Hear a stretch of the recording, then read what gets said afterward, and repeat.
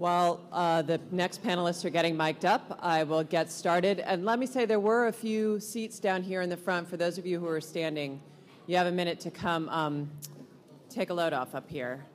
I am Rebecca Roberts. I'm delighted to be here to moderate this next panel. And I want to say a little bit, since we're having a place conversation, about where we are here at Union Station. For those of you who are watching this webcast at whatworksforamerica.org, we're here in a working, busy train station. If you feel the earth move, it might be inspiration, but it's more likely the Acela to New York. And all this coming and going here sort of highlights what a transient town Washington can be, and a place that people come to talk about policy and get the ear of the federal government. But a lot of us live here. This is a community too. And I am here in part because Ellen Seidman is my next door neighbor. So she has had to throw a lot of home run balls back over our shared fence. And I'm hoping there's no connection between that and why she moved to San Francisco for 6 months to be a visiting scholar at the Fed. If you are watching online, let me reiterate that you can participate in this conversation. You can tweet, use that hashtag #WhatWorks. You can also email connect@whatworksforamerica.org. There also should be on the webcast a question feature that you can use to submit a form. If you're here in the room and would like to submit a question, can you raise your hand when you've got one so that our folks here can see you and come snag that card from you and bring it on up. So having just heard this panel where we've talked about some of these big numbers, the entrenched issues of poverty, things that have been going on for generations, new issues that have been either created or exacerbated by the current economic climate, it can feel a little overwhelming. It can feel a little disheartening. And so I'm delighted that this next panel is an antidote to that. This is examples of what works. And I promise you it's better than coffee. We have joining us, starting there on the end, Shirley Franklin joins us from Purpose-Built Communities. Shirley Franklin is the former mayor of Atlanta, and Purpose-Built Communities started in Atlanta as a project to revitalize one neighborhood. And it was such an enormous success that now that model is being replicated in places like Indianapolis and Charlotte and New Orleans. And Shirley Franklin is leading that effort, and she's here to tell us all about that. Next to her is John Robert Smith with Reconnecting America. Reconnecting America is a leader in transit-oriented development, although John Robert will be the first to tell you that all community development should be transit-oriented development. He should be right at home here in a train station. And Angela Blanchard joins us from Neighborhood Centers Incorporated. Neighborhood Centers actually is over 100 years old. I was interested to learn it was part of that settlement house movement of the turn of the last century and has been growing and changing as Houston grows and changes. And Angela Blanchard has this simple but actually revolutionary idea that you don't define a community by what's wrong with it, but define a community by what's strong about it and then build on those strengths. So while I get mic'd up, I would like each of you to describe your projects and in the interest of being evidence-based, tell us a little bit about how you define success and what says to you that you have succeeded. Shirley Franklin, let's start with you. Thank you very much. I'm delighted to be here, and like others have said, very pleased to have an opportunity to participate in the book. And I'm a co-author with one of my former colleagues from the city of Atlanta, David Edwards, who is now leading part of the effort at IBM with Smart Cities. And we had lots of debate about this subject when he and I worked together, so we were delighted to have an opportunity to do this work. I lead an organization that is an outgrowth of a Hope 6 housing initiative that developed into a holistic approach to neighborhood redevelopment, place-based, heavily focused on people, heavily focused on children. Our quarterback, we didn't think of that, is a lead organization, not a very fancy name, but an organization that is formed by local leaders from the community, the broader community, who join with the residents of the community to take on essentially three elements. Education, cradle to college, mixed income housing, and wellness and community support programs. That lead organization brings their resources. Usually they bring a network of friends and associates, but they also bring expertise in business, civic leadership, They bring credibility. At Eastlake, where this started, it was considered the worst community in Atlanta for a long, long time. Place where police, firefighters, postal workers, no one wanted to enter that community. It was known as Little Vietnam. It had been a miserable experience for many people who lived there. Most people were the victim of a felony. So in a very short period of time, we think, in about a decade after this work started, we have seen significant reduction in crime, significant improvement in student performance. Students who were underperforming, 95% were underperforming. Now 95% are at or meeting or exceeding the state averages. The students perform third grade through eighth grade higher than the city and the state average on every exam, in every subject, in every grade. So in a very short period of time, our school is a charter school. We think the school has to be neighborhood focused on the people who need it the most. And then the wellness programs include a wide array of programs, everything from a YMCA to other early childhood programs. And we have a heavy emphasis on golf and athletics, although we don't think that that is required. So shortly after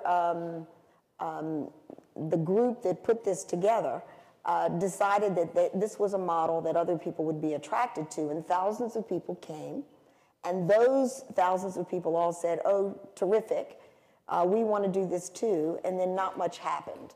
So the original group decided that they would launch a separate organization to assist communities who would like to do this kind of neighborhood-based, people-focused, youth-focused, transformational work in other cities, and that not-for-profit now is the organization called Purpose-Built Communities. And we are delighted to meet all of you and would love to come to your hometowns. Good morning. First, I want to tell you how pleased I am to be here this morning and especially share the stage with my two colleagues. I read their chapters, reread their chapters again last night, and you're going to hear a recurring theme from the three of us, and it's neighborhood, neighborhood, neighborhood. And for me, neighborhood began in 1989 when I was waging a door-to-door campaign for a city council member in my hometown of Meridian, Mississippi, and I was in a historic, neglected neighborhood there, and Reverend Kelly came up to me and made me promise that if I was elected, I would not forget that neighborhood. Well, I don't take a promise to a man who talks to the Lord on a regular basis lightly. So we took all that we had, the 6 departments of the city, and the impact they could bring on that one neighborhood and what they could leverage from the faith community that said they cared about that neighborhood and now needed to demonstrate it. From that grew what we call Project Pride, and ultimately became the Last Hope 6 project, providing really quality places for our people to live. The last one approved in this country. The other neighborhood was the neighborhood downtown, where, playing to, again, the strengths, historic strengths of our community, we built what was the first multimodal transportation center in the South. And we started that in 1990. It opened in 1997, and have seen what has happened to lift that downtown and the surrounding neighborhoods and connect them. From that really grew what became Reconnecting America, and through my association with Reconnecting America, which has always been at the intersection of transportation choices and community development, expanding that definition to include the entire region or corridor, been able to work in the San Francisco Bay Area and in New York and in Pittsburgh and in the Twin Cities, where we've been engaged from the very first conversation of bringing the voices, the all-inclusive voices of the neighborhood around the table, actually to writing light rail systems that you've built and building the local capacity there so that that effort can continue for the next generation. As you look, though, and try to determine what has been successful, where are we succeeding, what works. To understand it, you have to be able to measure it. And the chapter that Allison Brooks and I wrote for the book really is the precursor to a publication that Reconnecting America has just released, Are We There Yet? And it asks the question that you normally hear coming from your backseat on a family trip, are we there yet? But in a more important way, are we there yet in building complete communities in this country? We studied the 366 metropolitan statistical areas around 33 measurable data points. We divided those MSAs into 4 population-based categories, so we were comparing apples and apples, and those 33 data points were divided among 4 headings of moving, working, thriving, and living. And you can certainly download this piece. You can see the work. You can also see the grades that are assigned to the MSAs. And while there are not many of our MSAs that are complete communities, what we did find was, looking block by block, there are opportunity areas within almost every MSA. And those opportunity areas are places that are not complete communities yet, but they have the bones for it. They have the grid system, they have the infrastructure in place to become complete communities if those governments and the people that support them apply their assets to fill the gaps that become readily apparent when you look at the grading system. The good news is, of the 366 MSAs, all but 49 have a number of opportunity areas, some in the downtown, some in suburban neighborhoods. There are those that get straight A's, that you wouldn't be surprised. New York City gets straight A's. But so does Lincoln, Nebraska. And I think that's a telling part of the work. It's not just big metropolitan areas. It's urban areas as they exist within big cities or even within small cities like my hometown of Meridian, Mississippi. I wouldn't be much of a former mayor if I didn't offer to take you back to Meridian, Mississippi and show you what has transformed in that little community, what we got right, what we didn't get right. But I'd also take you to Normal, Illinois, that just opened their multimodal transportation center, and see the wonderful things that are happening in the downtown there, and they're also beginning to address how their citizens live, their neighborhoods in connection to that downtown. Take you to Missoula, Montana, one of my favorite cities. Never been to Montana before, but Missoula, the university and the city have coordinated their transit systems, interlaced with bike lanes and with walkable downtown, to create a place that it's special and has a special feel and life to it. And they're also beginning to look at how their people live and integrate into that system as a whole. I'd also take you to Nashville, Tennessee, Davidson County. Going to have 1 million more residents coming in. How do they move them about? Where do they live? How do they provide for the senior population? How do they provide something as simple as health care in a region that's growing that rapidly? Certainly, transportation choices is a piece of it. I'd also ask you to talk to the Republican governor of Tennessee, who is tackling the obesity problem in Tennessee as an economic development impediment to his state. High workman's comp claims, high employee absenteeism traced back to health conditions that are ultimately based on the obesity that you find so rampant, especially through the South.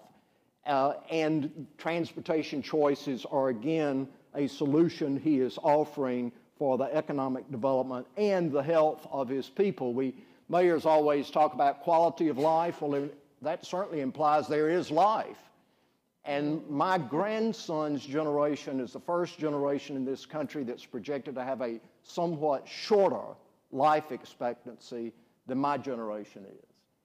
What 20 years ago was called visionary for mayors, today it's a matter of practicality. It's about how you invest where you already have infrastructure for the people that ultimately you know you meet in the grocery store, you meet at church, and hopefully you love. Angela Blanchard. Well,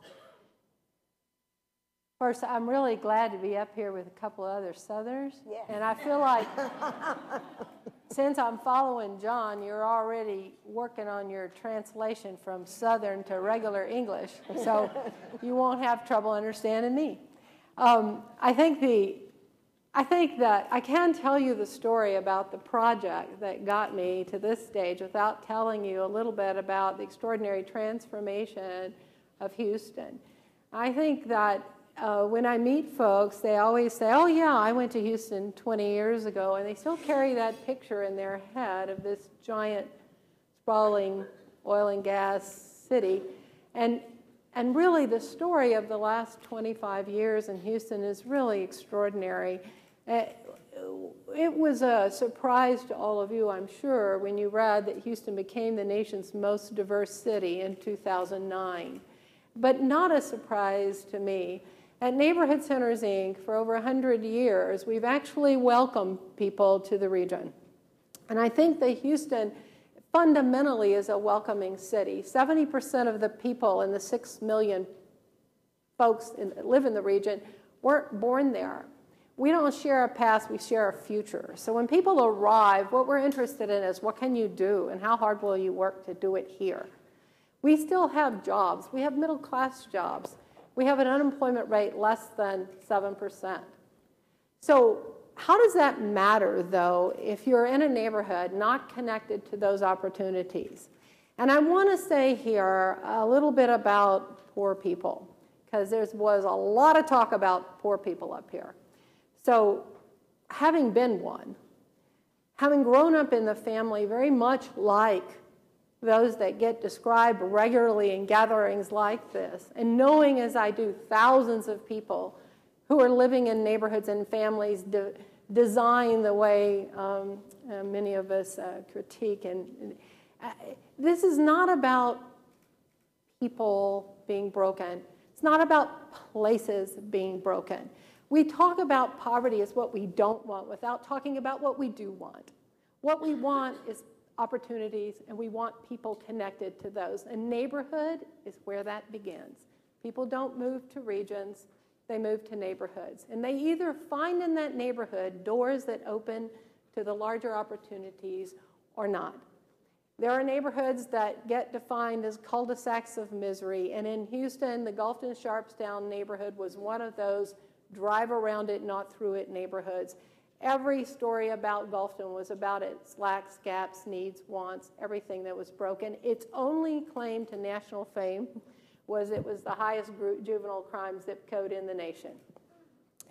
So that's the kind of project Neighborhood Centers loves. We go right to those things because we believe that's where all the potential for transformation lies, and that's what we want to do. It was also the neighborhood where people from all over the world were coming to build a better life. It was the nation's new Ellis Island, and it was utterly riveting because what people were bringing were enormous aspirations, this intense conviction that in the soil in this country they were planting the seeds for a better life for themselves and their children.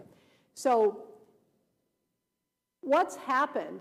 What we're all going to talk about is integration because, yes, we live in a siloed world. Everything's funded and researched and studied in a narrow, siloed framework, and we know at the neighborhood level it doesn't work that way.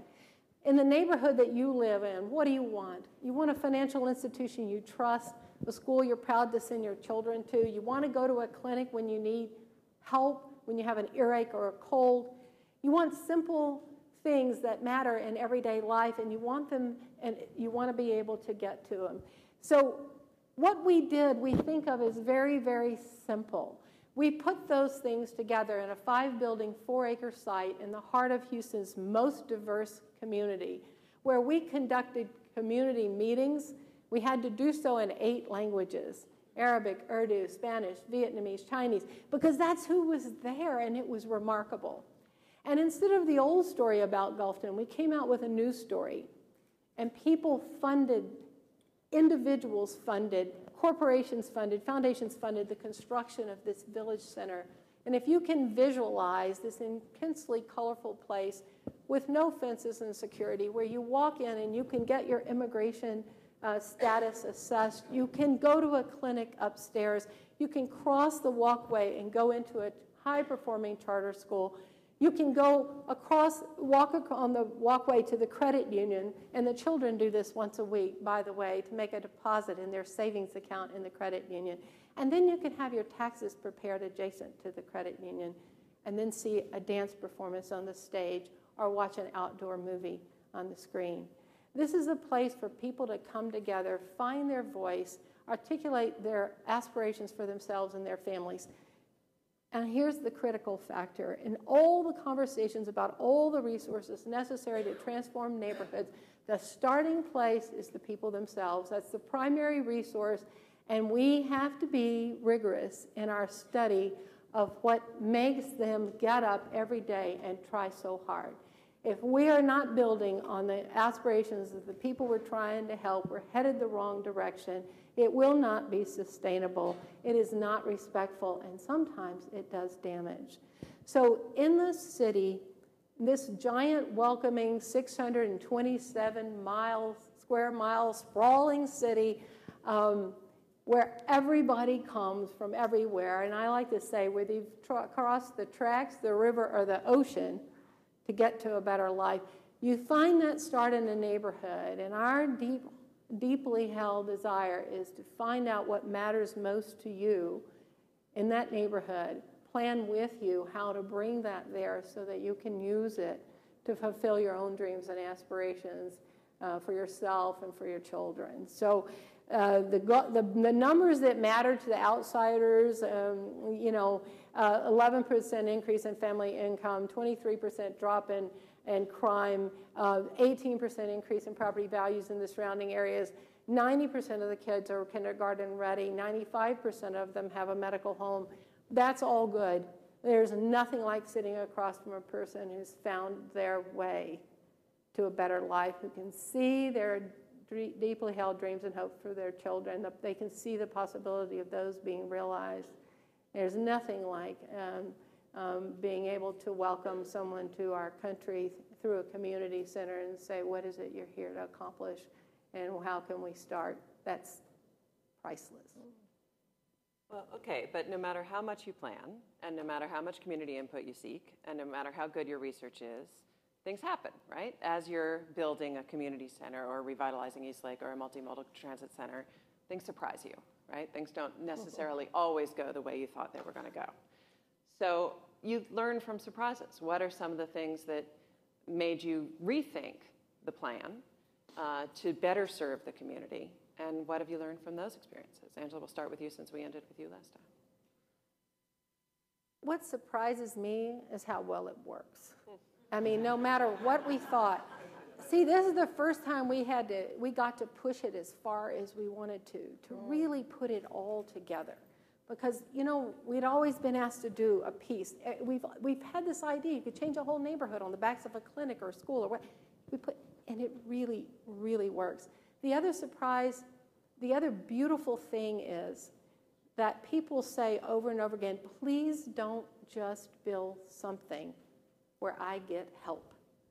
Please build a place where I give something. I have something to offer.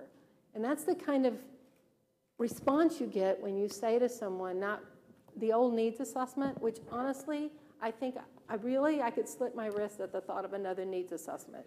And if you've been in this work, you've done 1 million, and they're miserable for everyone. Tell me everything that's wrong with this neighborhood. But when you're asking instead, what is it who do you trust in this neighborhood? Who do you go to for advice about your child? Who really showed you the way here? And when you put that picture of the community together, it surprises everybody because they discover there's really things that are working here and deeply held wisdom and enormous resilience. So the surprise always for everyone is how much is already there, what there is to build on. That's the priceless moment. Well, for me, the surprising thing is how replicable you see this across the country. Very small cities, very large cities, different order of magnitude of the problem or the potential, but also a different order of magnitude of the resources to address it.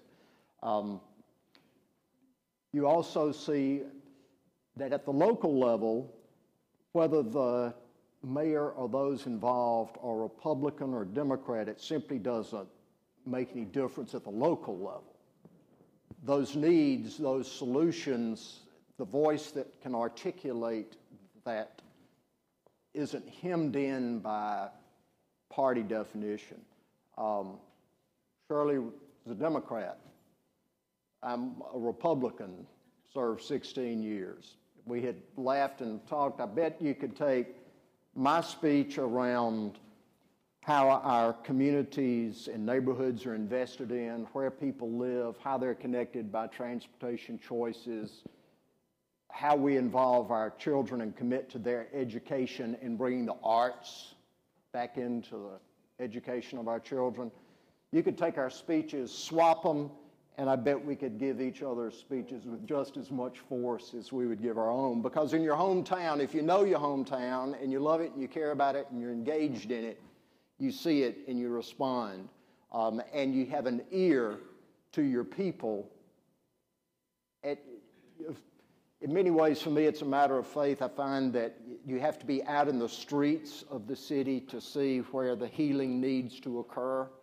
It doesn't happen inside the walls of anyone's sanctuary. It happens out in the streets, the larger sanctuary. You talked about a change you had to adapt to.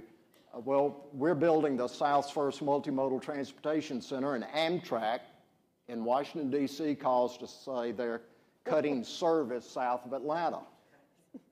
Well, the last time someone from Washington, D.C. expressed interest in the railroads in Meridian, Mississippi, it was the spring of 1864. And we all know how that worked out.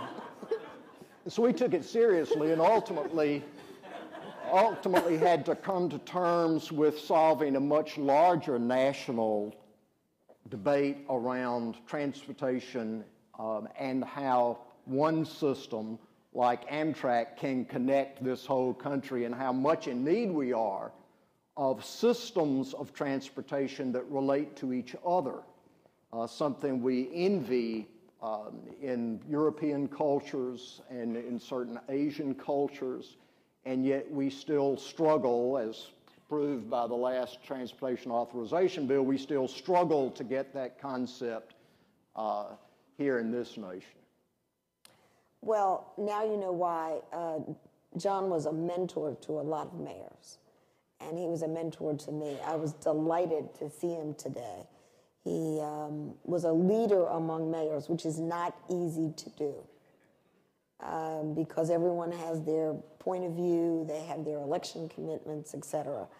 But it's great to be with you and to hear about your work. And I brag about Meridian based on the work that John did. You know, it's hard to say what surprises you. When you've been a mayor, hardly anything surprises you.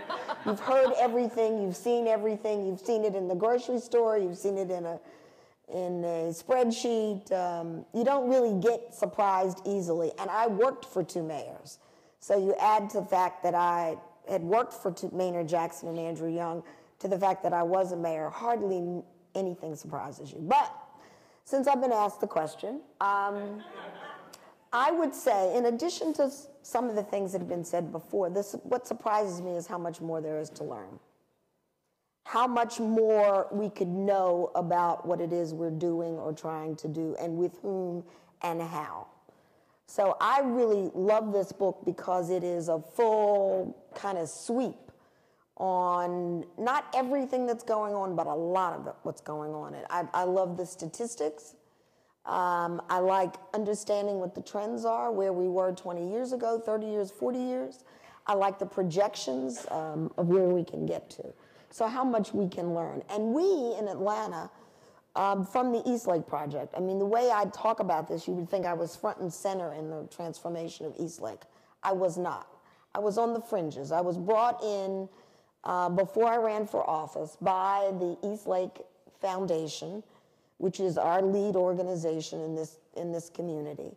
I was brought in because the community work was so tough and so contentious and tense. And I was brought in really to help coach and understand what those tensions were about, and just to give a little bit of advice along the way. When I came in, I, like everyone else in Atlanta, said, yeah, right, great idea. Little Vietnam is going to be transformed. Not in my lifetime.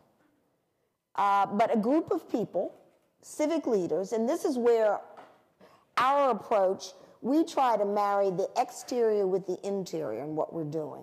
The external forces are represented by civic and business leaders and philanthropists. The internal are represented by the people who live in the community. We try to find a place, a way, a system, a process, and ultimately an organization in our case that commits to solving those surprises. Now, if you ask me what about that project at Eastlake is surprising, it is the phenomenal success of the students. When we got the statistics that showed that 80% were scoring at or above, remember now 5%, 15% were performing at or above state standards a decade ago. When we got to 85, I was satisfied. But fortunately, I wasn't in charge of the school. Because I'm like, 80% is terrific. And the school, the leadership of the school, the board of the school, the parents, all said we want 100%. And do you know we're at 99%? 100% in some subject areas? And some of that, it has to do with the kind of persistent leadership that you hear from my colleagues, the people who just will not give up and have a big vision of what they can contribute, both internally and from the internal community, but also the external community. So those would be my two things. Number one, that there is still so much to learn. And secondly, that investment of time, resources, and the willingness to take a risk that people can succeed, and just take that risk and hang with it and hang in there. That's what we say in our office. We can just hang in long enough and get the right people to the table that we can see success in every community we work in. And let me just reiterate, if you have a question, write it on your little card and raise your hand so that these folks can see you, or you can tweet using that hashtag #WhatWorks. Well, I wanted to just add one other thing. John was a very activist-oriented, community-oriented mayor. I was mostly municipal services. So the work that was going on at the community level really didn't, in Atlanta and in many of the cities we work in, really is not coming from City Hall. It's really coming from community leaders who, for one reason or another, have decided, they don't want to see this marked segregation and really just dismal experiences that people are having because they don't have resources and opportunities. Most of other people who are driving the network members that we work with are coming from outside of government. I think you can come from you start anywhere and take it everywhere that it needs to go. I think that the great conversation that we had yesterday is that, it's about leadership and owning something. And I remember when we were first on the campaign trail, if you will, to raise money and I want to say, you probably think we spent hundreds of millions of dollars, but the entire campaign for the program model and the new buildings and the land was less than $25 million. It was private support and new market tax credits, $25 million, and the return on that, it's already paid for itself 3 or 4 times. But the kind of leadership you see here is someone who gets up in the morning and says, this is my city. This is my, I'm not going to let this happen here. This is not going to be true here. And I'm going to do whatever it takes to move this forward. And no matter how long it takes, and you see people that have to commit beyond a term of office, beyond the initial grant, beyond the plan that changes because the resources shift or you have a hurricane in the middle of the campaign, by the way. I know that little storm Ike, I know y'all don't remember it because y'all didn't even know there were hurricanes till it hit New York. I'm sorry. I just had to say that. I was talking with one of my New York friends about Superstorm Sandy, and I'm like, next time we have one in Texas, it'll be mega superstorm, whatever. But we had a really big storm right in the middle of all of this. So a lot of things happen as you do this. But if you've said, this neighborhood is too vital, and these people that we've previously thought of as a problem are really our future, and we cannot let this happen, then you do whatever it takes. And you know, the business of arranging the funding for this sort of thing is infinitely complex. If you want it to be simple, go home now. It's not going to be, because you're not going to make the world simple. All of these folks had to pull in multiple kinds of support over different periods of time to do different aspects of this. But the leadership commitment is to see it through, past the term of office, past the grant, past the first 5 people that liked it but then forgot about it 2 years later before you were done. You have to get it past all of that. Well, then let's get to this idea of replicating it elsewhere, though. And I'm going to start with you, John Robert, because you said it was easier than you expected it to be. That if it's outside of, you know, your passion for your hometown and you're trying to help somebody else ignite it somewhere else, who might have different funding issues, might have a different population, might not have a super genius with a billionaire friend, as you said, how do you move from your project and recreate it elsewhere? Well, I think what you've heard is this doesn't bubble up out of the ground somewhere. There is a leading force.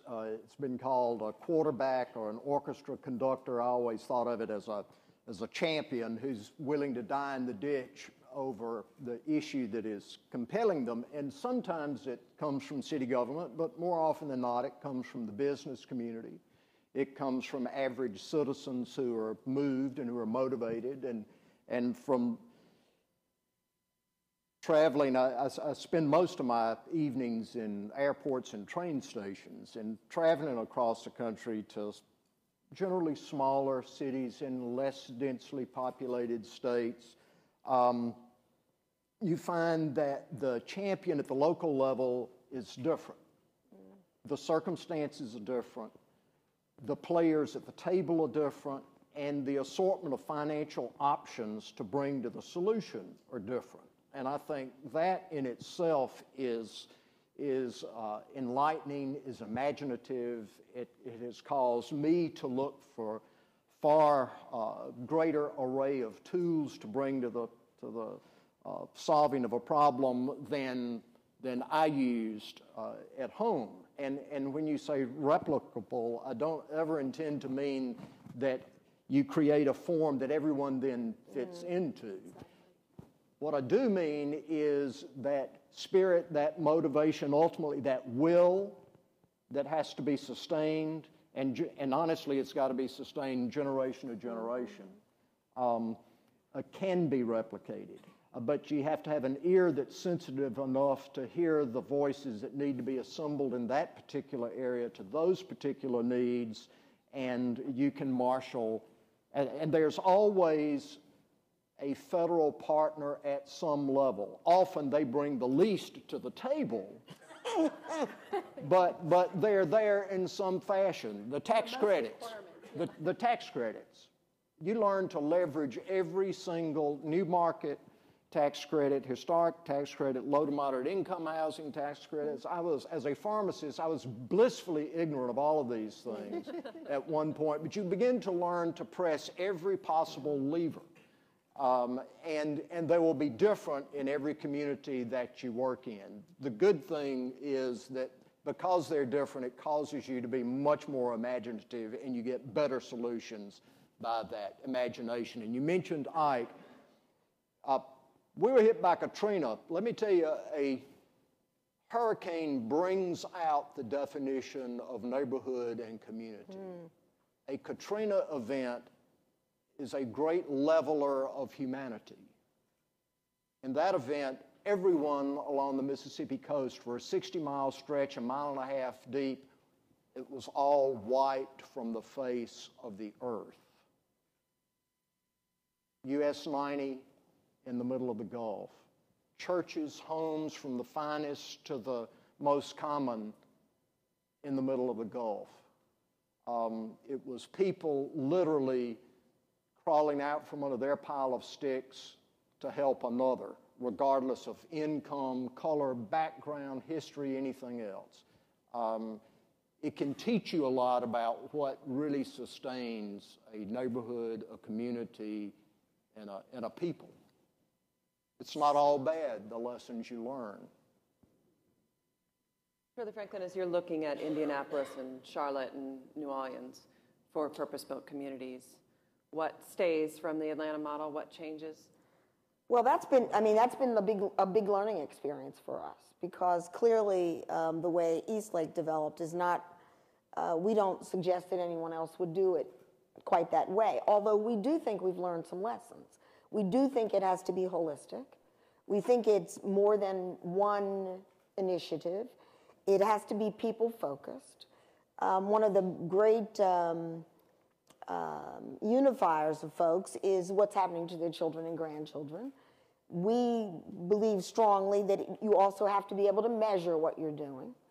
Whether you like to talk about that or not, people want to know that their investment is either doing or not doing. There are many people, if you try something and it doesn't work, that's okay too, but they'd like to know the measurement. So what we measure, the people in the community want to know what's measured. We have a brand new school building, well, it's 10 years, 15 years old now, but just because it's new doesn't mean it works inside. So the parents and the children are interested in the student performance as much as we are who talk about it around the country. So we think there are a handful of things that you have to accomplish to do if you'd like to see in 10 years what we have seen in 10 years in Eastlake. Now, you may choose and say, we don't want to do that. That's fine. We still talk to you. We're still interested in sharing our story. The housing has to be full. Otherwise, the model doesn't work. If market rate housing is not, if market rate residents are not interested, then we got a problem, because our model is mixed income. So it has to meet the standards that anyone who has the ability to live any place in the city would want to live. So we believe that there are those basics. Now, my colleague Carol Naughton, who is here, who's been on every side of this, she was the general counsel of the Housing Authority, she was the head of the Eastlake Foundation, and now she is lead person, vice president at Purpose-Built Communities.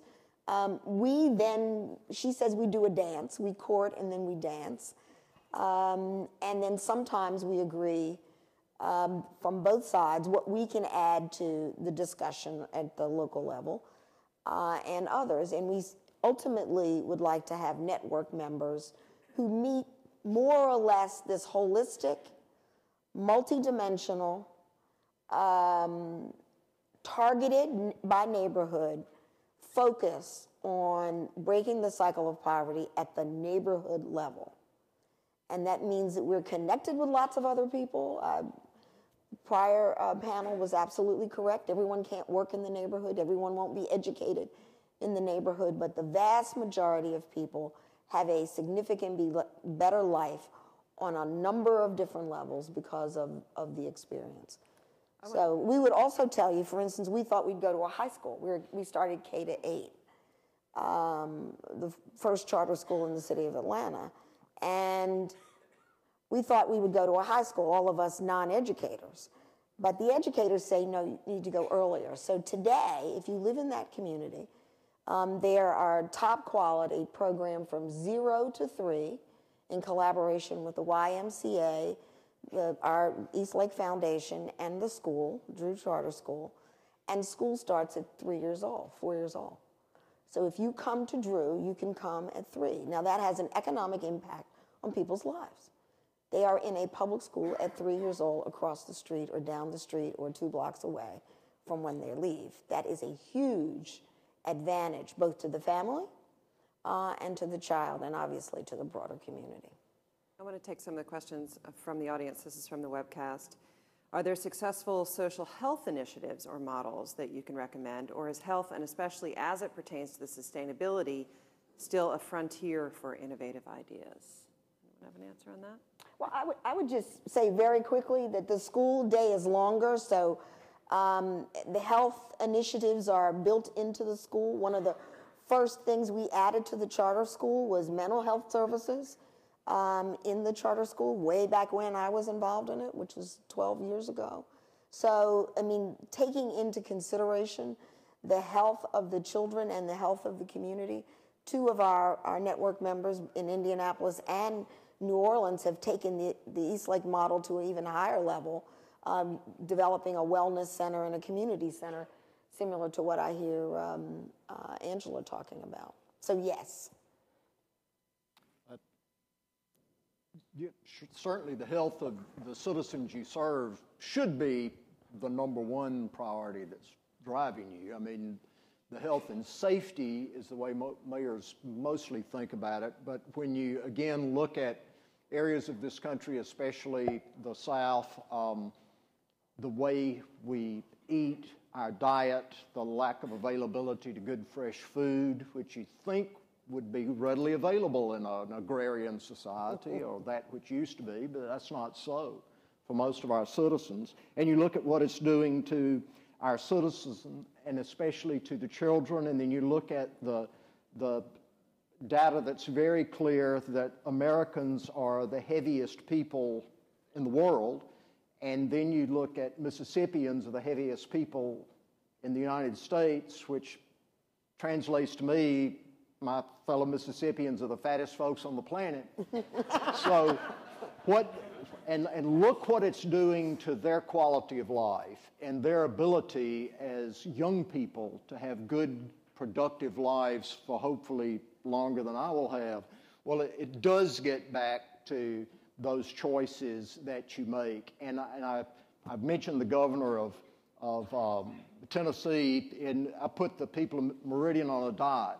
Said we're going to lose 10,000 pounds. Now, the truth is I knew about 75 people personally that could achieve that goal for us. But you want to bring in the whole community. And the business community got involved. The schools got involved. And laws close to that. If you look at Oklahoma City, Mayor Mick Cornett has really made a push about exercise and health and reducing the weight of his fellow Oklahomans. He had a weight issue as well, been very, very successful there, and part of it was by creating a more walkable, transit-friendly community, neighborhoods, and city downtown all tied together. So you see that in places all across the country. Angela, this is a question for you. Can you expand on the importance of place and location and how that will drive initiatives in the future? Well, I think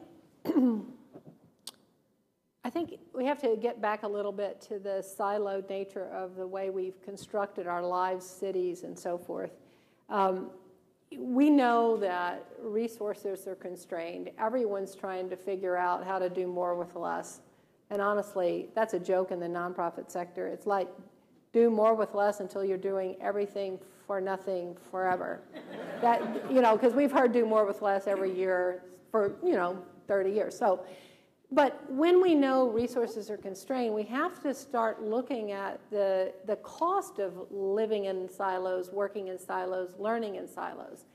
Is there a reason a school is just a school? Is there a reason a workplace is only a workplace? Are we going to continue to build things that have one purpose and we only use them 60% of the time? This makes no sense, really. So in addition to the huge, sort of advantages of the integration of all these things in one place so people move from activity to activity without barriers. There's also just a need to have everything we built have multiple purposes so that we can leverage that sunk cost and that capital investment to its fullest potential. And so I think we'll see a time in the future. Place will always matter because really there is no hug app. You cannot get a hug from your devices, although some of you look so, like you're pretty fond of them. But they're not going to hug you back. I'm just telling you. So, that need for connection, for contact, for closeness, for support, to look into the eyes of another human being and have them know where you're going and what you hope to do, that's still critical in places about the way people come together. But we can be much more creative and flexible. We can design spaces that can evolve as the community changes, and we can do a lot more with the places we've already built. Neighborhood Centers operates in 68 locations. We didn't build all of them. We don't feel the need to. The whole idea that unites all of these efforts is to go into each situation to look at what's there. And it's about arranging the different funding elements. I love what John said because everybody that's done this work has figured out how to milk every single cow for what it will provide. That would be a Texas kind of way of saying, get all the different sources of funding. But you're arranging all of that and then using the elements that are present. But it has to be with the perspective of what's here, what's working, what's available, and how can that be arranged for success. I just wanted to make one comment. I thought what John said was so important. For those of us who've survived multiple hurricanes and know what it does to community, there are opportunities. And I say this with some sensitivity to it may be too soon, but in a year, new questions will come out of those communities devastated by hurricanes. And the questions will be, how could we use space differently? What can we create that might be fairer and more connected? How do we rebuild in a way that really makes a difference? Because the conversation moves from recovery to a renewal conversation, and that's powerful. We wouldn't wish it on anyone, ever, but there are possibilities within the devastation that are worth looking at. So for policymakers and philanthropists, patience, please. And the devastation certainly forces the issue on you when you're a coastal city and the city's gone. And the temptation is we want to build it back just like it was. And if you can get them to the point of saying, wait a minute, did you love everything about, well, no, I do this differently or that differently, then you get into the ability to really imagine and build your new community in a way from lessons you've learned of what didn't work. But you don't have to have a hurricane to wipe out your city to do that.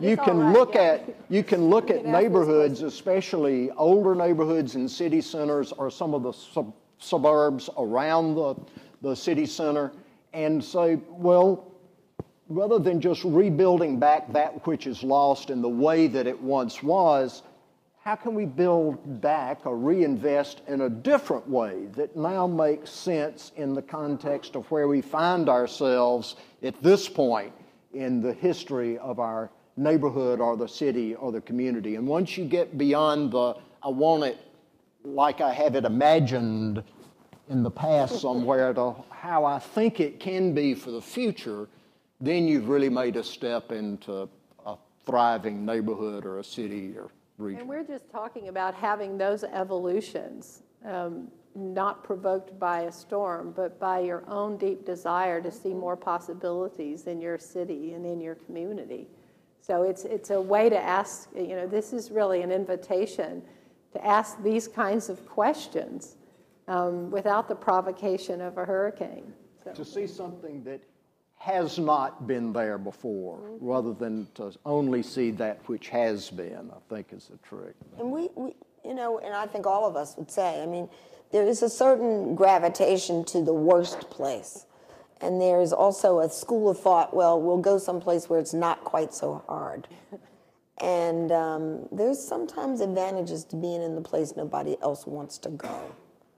It gives you a latitude to think differently and to imagine. I mean, really, the process changes, the players change. You get some credit. You get some credit for taking on something somebody else wouldn't do. So, you know, I'm not a big fan of doing the easiest thing to do. I mean, as a mayor, it didn't help you at all. Because the easy things to do, people would say, well, anybody could do that, you know? No, really. And it wasn't that anyone could do it. A lot of times those things hadn't been done either. But you do something really tough, like go into a community no one wants to go into, et cetera. Once you do that, I'm really speaking to people who are thinking about doing this. Once you do that, it's a lot easier to get traction. I want to say again, there's no way we're going to get to all these questions. I have a whole deck of them here. So take the conversation online to whatworksforamerica.org. This question from the audience is, Peter Edelman reminded us many of the places we're talking about do have generally low levels of civic engagement, sometimes as a result of a long history of bad experience with government programs. Is it hard to get people involved and to contribute productively? Yes. You want to start there because I'll tell you, I have talked to people who say if one more person shows up with a sheet of paper to ask me what my needs are, this is, of course, engagement in poor neighborhoods really meant it was a training program for how to tell people how broken you were and how pathetic things were, so that in the event that might provoke some modicum of interest in helping you. So that, with that model of engagement, no, you didn't get a lot of takers. That's wearying. It wears everyone out. So, and I'll tell you something interesting, that as we began this inquiry, the appreciative inquiry process, that deep questioning, what matters, what works, who's strong, what makes this a good place to live, because people choose these neighborhoods, by the way, and they're entitled actually to live where they choose. I think that's still true, right? So when we began asking those questions, there were times when people had been so well trained to think that anybody asking them a question was bound to be asking what was wrong, they'd start down that path. And we'd have to ask the question again. And they'd go, oh, you want to know what's great here. Oh, and then they'd tell us. They'd tell us about the person that helped them with their child. They'd tell us about the manager at the grocery store that really was almost the navigator for the whole neighborhood. This whole picture of neighborhood resources and leadership unfolded. But then you get engagement, because really it's around what matters. If I'm asking you, what is your most deeply held dream for your child? That you're going to be engaged. And then I follow up with talking with you about how that gets realized and what you can do. That's engagement. We don't lose them. And they were there for the thinking, the planning, for the doing, for the volunteering. It's not a center that belongs to neighborhood centers. It belongs to everybody in that neighborhood, because it started with the first new question about what's right with this place and how can we build on that. So a lot of engagement strategies are all about what's wrong. And, imagine if you had applied to college and you had to fill out a 17-page application in which you described every single failing, weakness, handicap, and problem you had ever encountered in your life. And that, would you go there? Would you even want to go there? I mean, think about it. So, I want to turn this question to you, Shirley Franklin, and I need to not paraphrase it because it was phrased very well on the card. There's been a lot of discussion about child-focused initiatives. What do you think about including youth voices in designing their own future, and any good examples? No question about it. I mean, young people today expect to be engaged. They are engaged, maybe not in the adult conversation, but they're definitely talking to each other. The school, the community has to be engaged at every level, from seniors. We talk a lot about child focus, but seniors and students are very, very much engaged in their community. And some of that standard is set by the adults, but some of it is demanded by the young people. We are about to expand into a high school. Up until now, at Eastlake at least, the high school has been, students have gone to other high schools. So we're about to find out about youth engagement in a big way. But in Indianapolis, there's a high school. In New Orleans, they aspire to that. So it's not possible not to have them engaged. But we do have a teen program that is kind of two-way communication that is attached to the first project that we did. And even when you talk about transportation, the young people become engaged in that conversation. If I'm speaking away somewhere and to a room full of people, oftentimes it's the young people that seem the most motivated and willing to engage in the conversation about how to change ultimately their future when we talk about transportation. And you have two interesting demographics merging here. You have the baby boomers, of who there are a number of us in this room fit that category, that are the largest generation ever in the history of this country, with, thank goodness, the longest life expectancy of any generation in the history of this country. We're going to be healthier, we're going to be more mobile, we want to be connected to our families, to the rest of this country, and you don't want us all on the interstate highway for the next 15 to 20 years. You have, we went out to get a driver's license at 15 because it was our freedom. It was how we communicated with our friends so that mom and dad weren't a part of every conversation. Well, the millennial generation is the other demographic that's merging and making similar choices. As the baby boomers are looking at moving back into downtowns, we want walkable, friendly communities where we can get to fresh food, get to health care. So are millennials. And this is the convertible Mustang for the millennials. It's how they don't pick up 6 friends on this. They pick up 1,000 friends with one click if they want to. This is how they communicate. This is how they engage. And they're making choices about how they move so that they can continue to do this while they're moving. It's shaping how we will build our neighborhoods and our communities. And one of the threads, though, you've heard over and over again is the story has to be told in its human context.